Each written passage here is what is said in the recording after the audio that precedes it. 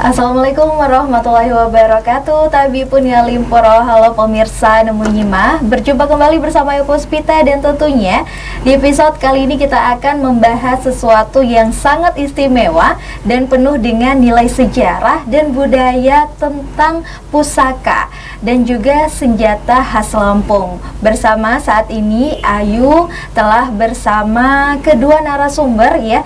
Ini bergerak di bidang pusaka dan senjata, sebuah wadah yang menjadi garda terdepan dalam melestarikan dan mengembangkan pusaka dan senjata khas Lampung. Sudah ada Kiai Andre dan juga Kiai Abadi yang telah menjadi narasumber kita hari ini. Assalamualaikum Kiai. Waalaikumsalam. Ya, gimana nih kabarnya? Alhamdulillah sehat. Alhamdulillah sehat. Iya, sebagai penggerak ya di organisasi Garuda SABL atau Garda Seni Adat Budaya Lampung. Nah, kira-kira bisa dijelaskan tidak apa sih itu Garuda SABL sendiri? Jadi Garda Muda Seni Adat Budaya Lampung atau disingkat Garuda SABL itu terlahir dibentuknya di 2017. 2017 dengan inisiatif pemikiran bahwa kalau bukan kita siapa lagi, kalau bukan sekarang siapa lagi, kapan lagi kan gitu. Karena kita ada kesedihan hati bahwa kita harus memunculkan kita punya loh gitu, kita punya tadinya kan Makassar menunjukkan badik, Sulawesi badik gitu kan, Palembang badik gitu. Kita punya juga loh Lampung ini badik gitu. Kita punya juga loh seni yang lain, budaya yang lain gitu. Jadi ini hanya wadah untuk menjaga dan melestarikan seni-seni budaya yang di ujung kepunahan gitu. Itu tadi tujuan dari organisasi Garuda SABL ini sendiri. Oke, selanjutnya apa sih Kiai yang menginspirasi mungkin ya untuk memulai organisasi ini sendiri untuk berfokus pada pelestarian pusaka serta senjata khas Lampung? Sebenarnya mohon maaf untuk kita menjelaskan sedikit tentang Garuda SABL ini, bukan bergerak di bidang senjata saja. Bergerak semua seni budaya yang harus kita jaga dan harus sama-sama dilestarikan lagi gitu. Karena benar-benar sudah menjelang di ujung kepunahan kan. Gitu. Contohnya kenapa kita ambil senjata? Senjata itu yang mayoritas dipakai di adat dan seni kan. Rata-rata senjata gitu. Tapi kita bukan hanya fokus di senjata, semua dari pakaian, dari bahasa, dari aksara Lampung gitu kan. Nah, dari kita tahu pada tahun 90-an itu bahasa Lampung itu kan bahasa salah satu dari 6 bahasa yang memiliki aksara di Nusantara kan. Tuh, tapi sekarang kan sudah bermunculan, sudah lebih dari 6 gitu. Tapi yang cermin kita bahwa untuk menunjukkan bahwa adat budaya itu sudah ada sejak lama, itulah yang diwariskan. Oh, itu ada bahasa, oh itu ada senjata pusaka, itu ada seni, ada budaya, itu yang harus kita jaga gitu kan. Iya, jadi itu adalah mungkin tujuan juga ya dibentuknya organisasi ini sendiri. Nah, dan kan Ayu taunya galerinya ada di Gunung Sugih ya, Kiai. Nah, kenapa memilih untuk mendirikan galeri yang ada di Gunung Sugih, Lampung Tengah? Apakah ada nilai historisnya atau simbolis tertentu di balik lokasi Gunung Sugih ini sendiri? Satu, karena Gunung Sugih itu tempat pusat ibu kota pemerintahan Lampung Tengah ada di Gunung Sugih. Terus histori Gunung Sugih juga sebagai kampung tua gitu. Nah, jadi kita menempatkan biar hidup suasana galerinya untuk menyumbangkan seni budayanya itu untuk kalangan muda biar cepat kenal, kita pakai wilayahnya di Gunung Sugih gitu. Di Gunung Sugih gitu. Nah, jadi proses itu kita bergerak itu untuk menjalan itu memang harus ngebaca lingkungan, membaca keadaan sekarang gitu. Sekarang ini kan anak muda ini kan apa sih, senjata udah kuno gitu kan. Nah, kita yang mengedukasikan lagi bahwa ini bukan untuk gagah-gagahan, bukan kita mau sosokan, bukan kita ini untuk menghormati pesan leluhur Jadi warisan leluhur itu kita jaga, gitu, kita rawat, gitu. Itu kita bukan hanya senjata yang baru, tapi senjata tua sebenarnya kita jaga, kita rawat, kita jadikan koleksi, gitu. Gitu. Iya, itu tadi ya histori untuk tempat yang mungkin strategis juga ya untuk di wilayah Lampung Tengah itu sendiri, karena itu adalah pusat ibu kotanya tadi. Oke, dan sekarang ini mungkin proses pemeliharaan atau penjabaran nih senjata bagi Lampung itu apa sih, Kiai? Khususnya bagi Lampung ya, khususnya Lampung ini kan terdiri banyak Lampung ya. Khususnya kita fokus ke tempat kita sendiri, Wais Putih ini terdiri dari khususnya Lampung Abung ya, Lampung Abung itu. Nah, jadi untuk orang Lampung dari lahir itu memang sudah didekatkan senjata. Sebelum diberikan nama itu sudah ada senjata di kepala bayi itu. Untuk apa? Untuk mengenalkan gitu. Ini satu. Setelah dia dewasa, nanti setelah diberi nama itu, menjelang dia pernikahan nanti ada penurunan senjata lagi dari orang tuanya. Gitu. Kalau dulu sampai dia meninggal itu ada senjata yang harus dibawa di tempat makamnya lagi. Nah, jadi kedekatan Lampung sama senjata itu sangat dekat karena sesungguhnya besi itu kan bukan musuh, sahabat gitu. Untuk beraktivitas ke kebun kan kita harus dekat sama besi.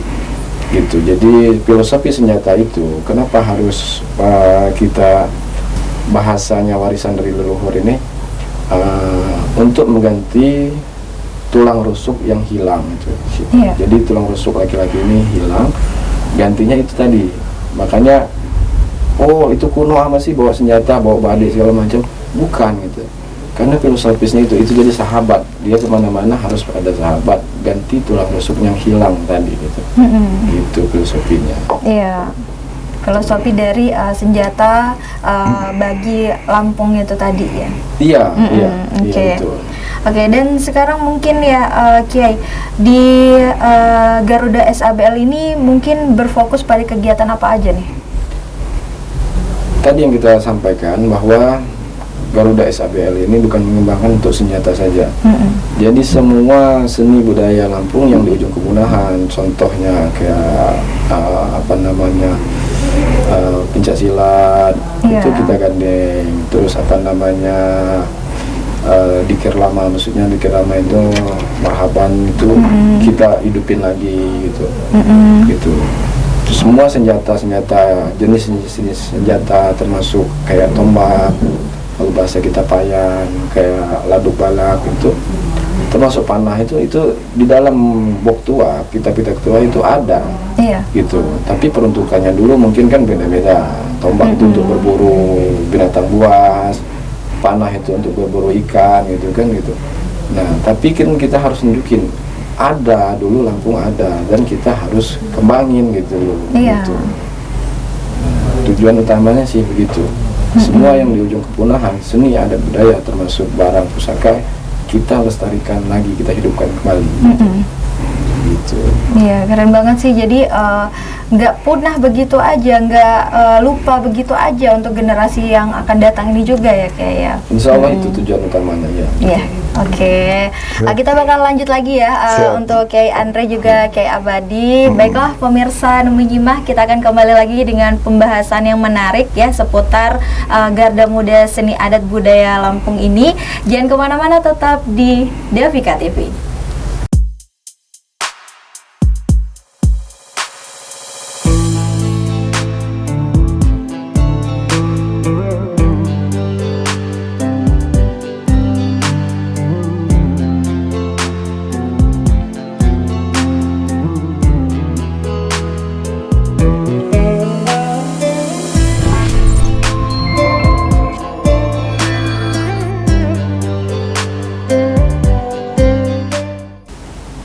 Dan masih bersama Ibu Puspita, pemirsa Nemu Nyimah. Kali ini masih ya dengan narasumber kita, yaitu dari Garuda SABL atau Garda Muda Seni Adat Budaya Lampung.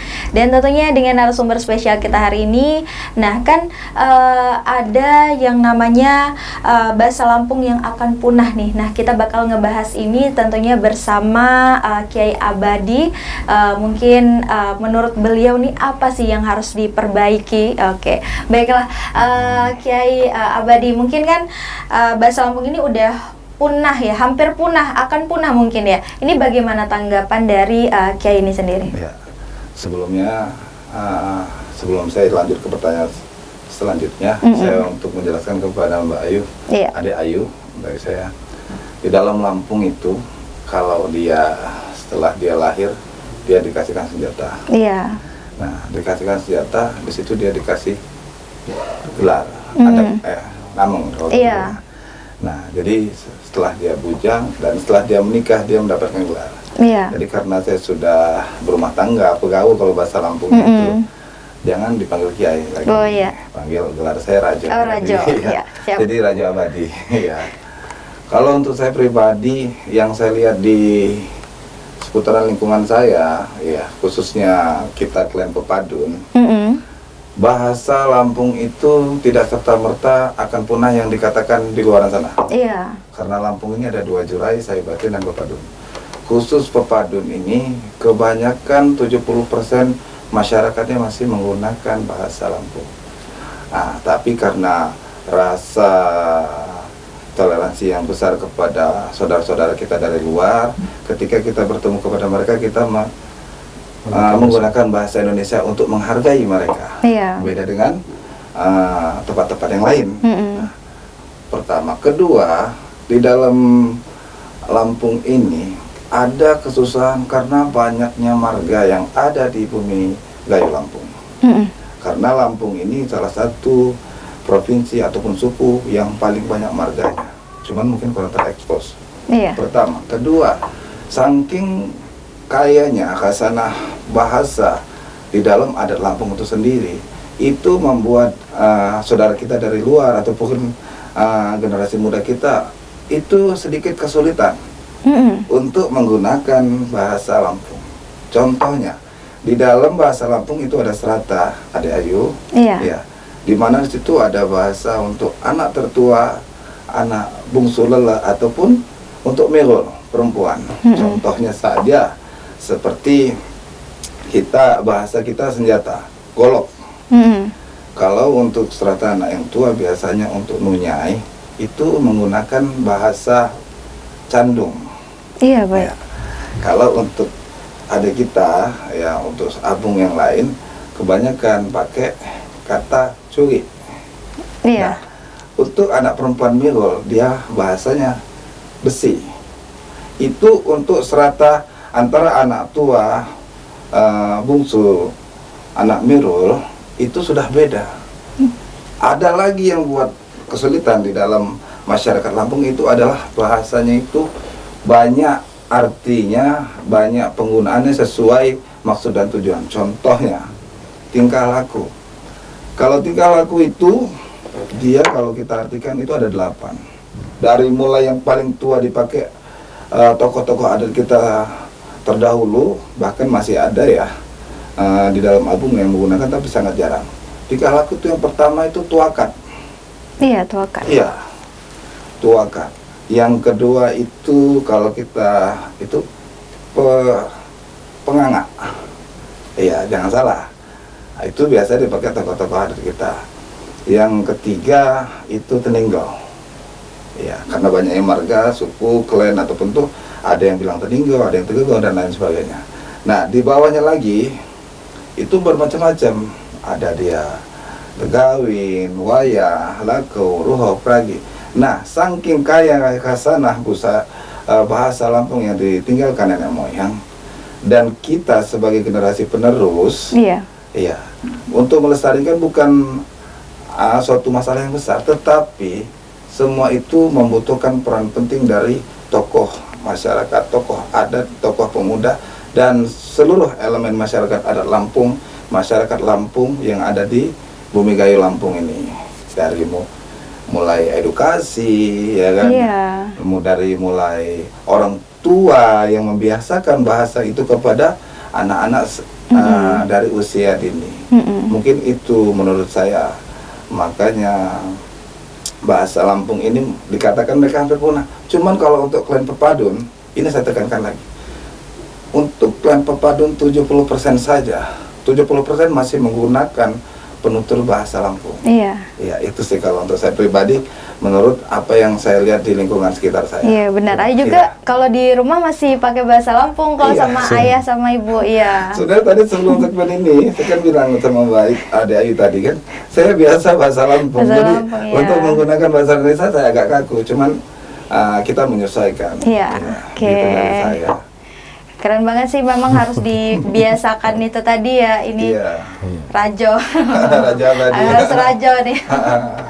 Oke, dan mungkin tips ya agar bahasa Lampung itu tetap lestari di generasi milenial ini. Nah, kalau untuk saya pribadi itu tadi adanya peranan penting untuk tokoh adat, tokoh pemuda, aparatur negara juga itu perlu juga ya. Dan untuk menggait generasi penerus kita harus adanya perhatian khusus. Salah satunya tadi, bagaimana kalau untuk daya tarik pemuda milenial gitu zaman sekarang, gimana sih biar mereka tuh suka menggunakan bahasa Lampung itu sendiri. Ya pertama, kita kan adakan edukasi untuk di media online ya kan, segala macam itu ya. Terus adanya penekanan dari tokoh-tokoh untuk orang-orang tua yang sudah berkeluarga dan kira-kira usia sudah matang, untuk membiasakan dari hal-hal yang terkecil, yaitu dari rumah sendiri.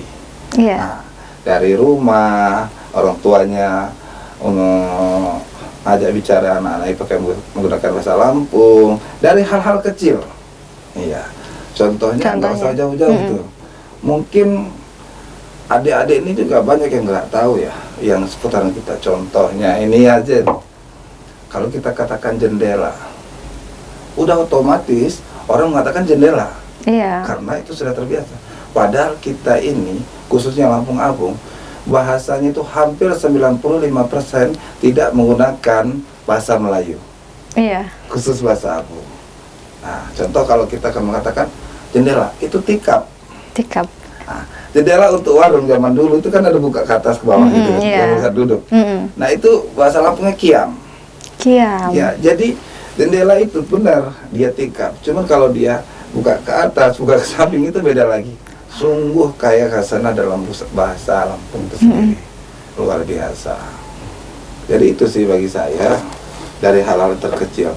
Dan untuk nih bagi orang-orang tua, nah ini dia nih, bagi orang tua yang sudah terlanjur tidak menggunakan bahasa Lampung dan mereka sendiri agak kesulitan untuk berbahasa Lampung dalam kehidupan sehari-hari. Nah, ini dia untuk peranan penting untuk tokoh-tokoh masyarakat, pendekatan di dalam kalau dia di klan-klan Pepadun, dia di marga-marga masing-masing, di dalam marga dia ada anak, dan anak itu ada penyembang suku, dan di situ ada peran-peran tokoh-tokoh itu. Nah, bagaimana nih caranya untuk mengedukasi mereka? Jangan yang muda saja, karena hampir 10% juga ada nih ya, ibu-ibu atau bapak-bapak yang sudah di umur di atas 30 tahun, mereka kurang fasih menggunakan bahasa Lampung, tetapi mengerti artinya. Nah, ini PR kita juga bersama. Jadi bukan terletak di anak mudanya saja. Itu saja sih bagi saya. Bagus banget sih, dari jangan berpatokan di garda terdepan yang itu generasi milenial aja, tapi juga yang senior-senior juga nih harus semakin digencarkan ya. Karena yang muda ini kan sudah hampir hilang ya, hampir tidak bisa menggunakan bahasa Lampung dengan fasih, dan otomatis yang di atas mereka ada sebagian yang boleh dikatakan belum pasti juga. Nah, ini PR kita juga tuh. Jadi nggak bisa untuk pemudanya saja. Jadi yang senior-seniornya, katakanlah yang usia di atas 28 atau 30 ke atas. Nah, itu Bu, untuk PR kita bareng-bareng. Itu yang kita rembukan kita rundingkan kepada saudara saya Rajo Sumber sebagai Ketua Garuda Muda SABL.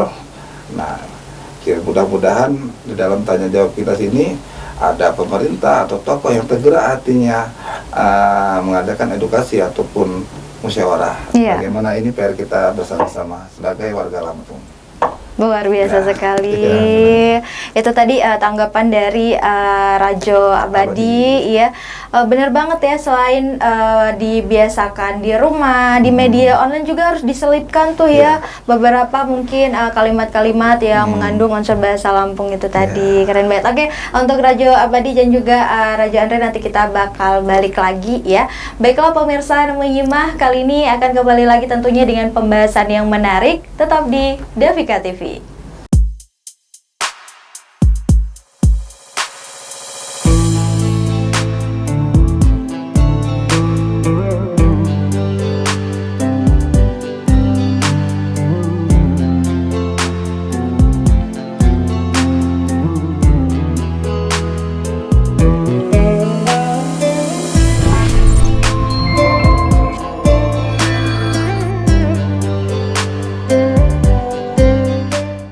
Masih bersama Ibu Puspita, pemirsa Menyimak, dan tentunya ya dengan narasumber kita dari Garuda SABL, Garda Muda Seni Adat Budaya Lampung. Tadi kita sudah menyinggung ya tentang bahasa Lampung dan juga beberapa tips yang telah disampaikan oleh Rajo Abadi dan juga beberapa filosofi ya dari Rajo Andre. Dan kali ini kita bakal ngebahas tentang pencak silat nih. Oke, baiklah untuk Rajo Andre nih, mungkin kan di sana di Garuda SABL juga melatih pencak silat nih ya. Mungkin itu gerakan apa saja yang dilakukan di pencak silat tersebut? Jadi kita sedikit menjelaskan tentang keberadaan atau visi misi dari Garda Muda Seni Adat Budaya Lampung itu. Kita bukan fokus ke pencak silat aja gitu. Iya. Apapun seni budaya Lampung itu kita angkat, angkat. Salah satunya bagiannya dari pencak silat, itu pencak silat kampung-kampung, pencak silat adat itu kita rangkul. Gitu. Terus namanya terbangan, rudat itu kita angkat lagi gitu. Nah, jadi apapun bentuknya, termasuk latihan memanah itu dulu kita pakai manah untuk berburu ikan itu, kita kembangin lagi gitu. Karena memang sudah seperti sunnahnya juga kan. Ya itu diwajibkan untuk kaulah ajarkanlah anak memanah, menunggang kuda, bermain pedang itu. Jadi apa ya, filosofi ajaran-ajaran Lampung ini berkaitan sama ajaran-ajaran Islam. Itu yang kita jaga gitu, yang kita lestarikan. Kurang lebihnya seperti itu. Gitu. Iya, dan untuk pencak silat ini sendiri namanya pencak silat. Kalau yang kita rangkul, yang kita kembangin satu sementara ini ada Segi Cikinci, ada Setukal Agung, itu benar-benar pincak asli. Dia maksudnya yang dulu itu di kampung-kampung itu yang suka dipakai untuk adat itu yang kita kembangin gitu. Iya. Sekarang masih dikembangkan. Insya Allah. Iya. Insya Allah. Oke, keren banget. Oke, mungkin ada yang ingin disampaikan nih untuk masyarakat terkait kelestarian budaya Lampung. Untuk Rajo Abadi sendiri. Ya, terima kasih. Kalau untuk saya pribadi, untuk menggerakkan seni budaya Lampung ini sebenarnya mudah-mudah saja. Asalkan ada peran penting pemerintah yang bersangkutan. Kadang-kadang seperti saya sendiri nih, saya sebagai pelaku penggerak seni budaya. Saya di kampung saya, di kecamatan saya mengembangkan salah satunya itu adalah pencak adat Lampung, yaitu pencak adat Segi Cikinci dan pencak adat Setukal Agung. Kebetulan kami berdua Rajo Sumber ada di dalam situ, kita sebagai pelatih dan untuk mengajak pemuda-pemudanya. Dan di situ juga kita sembari berjalan mengedukasi secara langsung kepada anak-anak didik yang bergabung di dalam pencak tersebut untuk menggunakan bahasa Lampung dalam kesehariannya. Jadi sudah 3 itu kita pertahankan, berusaha untuk memperjuangkan bahasa. Kenapa? Benteng adat budaya Lampung itu adalah di bahasa. Kalau bahasa kita sudah pernah selesai. Ya, itu tadi. Pertama. Kedua, untuk saya pribadi ya, untuk dinas-dinas terkait tentang adat budaya Lampung, kami membutuhkan pertolongan. Bayangkan saja, kita bicarakan pertolongan untuk proposal-proposal yang berbentuk adat istiadat itu, tolong dibantu. Seperti saya ini lagi akan mengadakan pengajuan tabuh kulintang. Iya. Tabuh kulintang itu kalau kita tidak lestarikan, sama halnya juga akan menuju punah. Tapi untuk tabuh kulintang masih banyak di setiap kampung-kampung adat, rata-rata masih menggunakan itu. Karena tabuh kulintang itu multifungsi, Mbak, itu ya, Adik Ayu ya. Pertama, tabuh kulintang itu bisa mengiringi atraksi pencak silat. Iya. Iya. Tabuh kulintang itu juga berfungsi untuk sastra lisan. Contohnya ringget, recako, bebandung, lain sebagainya. Jadi tabuh kulintang itu bukan untuk satu tujuan dalam seni. Iya. Ya, itu juga gambar wajah Lampung di dalam tatanan seni musik, seni budaya Lampung itu sendiri. Ya, itu saja mungkin dari saya. Mohon dari pemerintah aparatur yang bersangkutan, tolong nih untuk pemuda-pemuda kita yang ada di daerah-daerah, kalau apabila mengajukan untuk alat-alat pembantu untuk melestarikan adat budaya Lampung, contohnya salah satu tabuh kulintang, mohon dibantu. Ya, tanpa embel-embel ya. Benar. Ya, terima kasih. Itu Keren aja. banget. Semoga berjalan dengan lancar ya, Jo. Iya. Oke, dan sekarang kita beralih mungkin ke senjata lagi ya. Untuk Rajo Andre, kan di sini di depan kita sudah ada mungkin senjata khas yang ada di Lampung, ini bisa dijelaskan mungkin satu persatu. Ya. Ya. Kalau jenis ini namanya badi. Badi ini untuk umum yang memakainya. Baik di dalam adat maupun di luar adat, laki-laki wajib punya badi. Iya. Gitu, wajib punya badi. Badi itu juga banyak jenisnya gitu. Ada badi bayang, ada badi pias, ada badi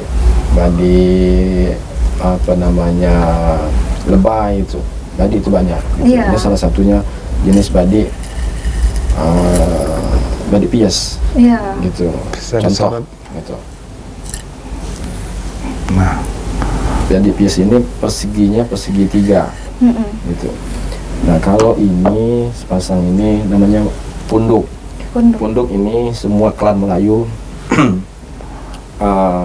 hampir mirip gitu. Kalau di Jawa kan keris gitu. Iya. Apa namanya gagangnya ngikutin ke arah apa namanya sarungnya gitu. Tapi kalau klan Melayu sama Bugis itu berlawanan arahnya gitu. Ini dipakai murni untuk adat. Iya. Itu. Biasanya di acara apa? Acara begawi, acara penurunan Soneto ataupun acara nggak tak salah itu pakai punduk biasanya. Iya. Gitu. Ada lagi ini badi sama tadi kalau ini laduk. Laduk ini biasanya dipakai untuk kehidupan sehari-hari. Senjata khas ini bisa dipakai untuk ke kebun, untuk ke peternakan kan, motong kerbau, sapi gitu kan. Iya. Tuh. Laduk juga banyak yang untuk dipakai untuk adat. Contohnya ada laduk Maghribi. Iya. Ya, jadi pesan laduk Maghribi itu laduknya laduk lebih panjang, besar, hampir seperti mandau. Ya, jadi kisah laduk Maghribi itu yang harus kita jaga, kita lestarikan lagi, karena itu murni sudah banyak yang nggak tahu, banyak yang nggak kenal. Iya. ya. Gitu. Karena itu ada historis yang panjang tentang laduk Maghribi itu. Ada akhir abad 12 menjelang masuk ke abad 13. Yang kita dari Nyai Minak Triyodoso ini pernah memakai laduk Maghribi untuk memancung apa namanya saudaranya sendiri, Ante ya, gitu, karena dia main ke naik turun dari kayangan, pancung untuk pakai laduk Maghribi biar jangan naik lagi gitu tuh. Iya. Bukan berkelahi, bukan gitu. Karena memang sama-sama kepengen dekat sama saudara gitu. Iya. Gitu. Jadi laduk Maghribi sejenis itu banyak yang sudah kita apa namanya kamardikan gitu. Kita buat contohnya gitu, kita buat persamaannya gitu. Iya. Itu kisah dari laduk Maghribi itu Laduk tadi. Maghribi, Iya. gitu. Dan mungkin untuk proses pembuatan dari laduk itu sendiri bagaimana, Rajo? Kita punya tim sendiri. Kita punya tim sendiri untuk yang buat. Kita punya tim sendiri. Jadi Untuk bagian buat, bagian ukir gagang itu kita sudah punya tim. Jadi galeri ini punya bagian-bagian masing-masing. Jadi nanti kalau sudah jadi kita bawa ke galeri gitu. Iya. Gitu. Jadi bukan semata-mata yang perlu dikenalin sama umum, khususnya kaula muda. Kita wajib punya senjata untuk mengenali bahwa apa sih senjata khas Lampung itu. Bukan, jangan memandang itu untuk senjata tarung, bukan gitu, bukan. Iya. Karena tadi itu untuk jati diri kita Lampung, salah satunya itu kita punya senjata khas gitu. Oh, kita kenal sama Kalimantan itu pasti mindsetnya langsung ke Mandau. Oh, kita kenal punya saudara di Madura itu pasti kenal langsung ke Celurit gitu kan. Iya. Gitu. Oke. Wah, udah selesai, udah di penghujung program nih untuk Rajo Andre dan juga Rajo Abadi. Ayo mengucapkan terima kasih banyak dan juga sudah memberikan edukasi mengenai beberapa kegiatan yang ada di Garuda SABL dan juga berbagai senjata yang ada di khas Lampung itu sendiri. Terima kasih ya Rajo. Ya, sama-sama. Ya. Iya, mungkin nanti lain kali kita bakal main ya liputan ke Insya Allah. galerinya Iya, ya. Insya Allah. Oke. Gitu. Oke, baiklah pemirsa Nemu Nyimah, demikian perbincangan kita hari ini ya. Tentunya wawancara kita ini semakin memahami betapa pentingnya melestarikan warisan budaya kita, terutama dalam hal pusaka dan senjata tradisional yang menjadi identitas masyarakat Lampung. Dan terima kasih kepada pemirsa yang sudah menyaksikan gerakan ini di bidang pusaka dan senjata, telah berbagi pengetahuannya dan juga semangat untuk menjaga kekayaan budaya ini. Ayu Puspita pamit undur diri dan salam kebudayaan.